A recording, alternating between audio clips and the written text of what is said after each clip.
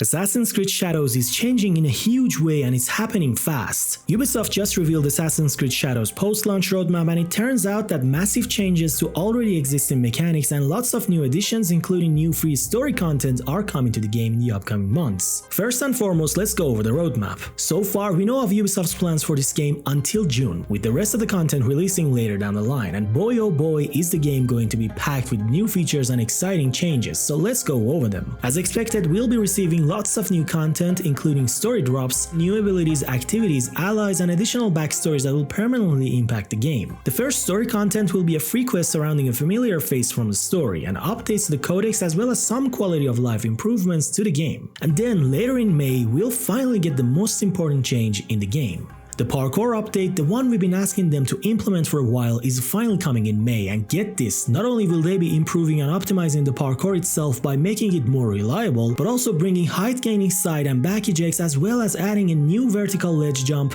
allowing both characters to jump and grab onto awnings and lower overhangs, a move that is particularly handy when wall runs are not an option. Also, they'll be adding more little parkour tricks and improvements over the course of the year, so these new things won't be the end of the parkour improvements, which sounds awesome to me. Also, there'll be updates to the photo mode, and let's just say I'm so happy that they're finally letting us pose our characters and change their facial animations. This has been something that AC lacked for years, while other Ubisoft games had it, so I'm glad to see it finally implemented into the game. But that's not everything, since we're going to get our first special collaboration in the game as well. Now, I'd love to hear what you think this might be, but AC, and as a matter of fact, Ubisoft games aren't strangers to these types of collaborations, so I'm curious to see whether it's a collab with a game from Ubisoft's catalog or something non-Ubisoft. Later in June, we'll get our second free story content and a new ally for the league. But perhaps the most important change to me and players like me who'd love to have some more challenge is the introduction of a new difficulty setting and new gameplay immersion options. But what are these options, you may ask? So basically, you'll be free to disable individual visual effects such as weapon glints during combat, black and white and red ability filters, target assassination celebration effects, and disabling stealth outlines when your character is vanished. Not just that, but two more important changes are coming to the game as well, with one being the open world alarm system,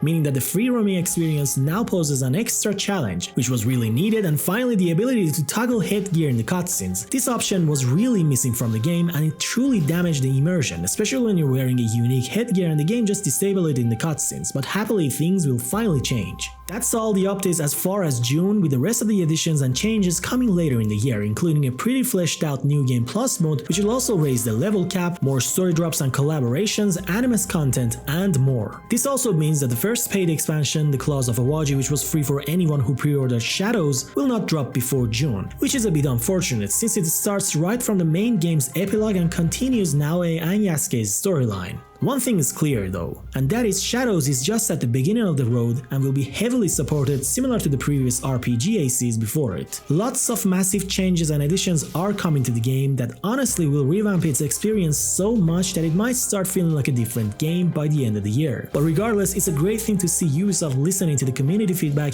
and implementing the long requested features one by one. Even if it seems that some of these things, like the height gaining ejects, should have been there since day one, the fact that they are going further and adding even more changes to parkour seems interesting to me, showing that they really care about this game and are trying to perfect it even further. What's more important is that it seems like Shadows will push Naoe, Yasuke, and the modern day story forward way more than the previous games did, both in the free and paid expansions, so make sure to subscribe to my channel so you don't miss any of these updates.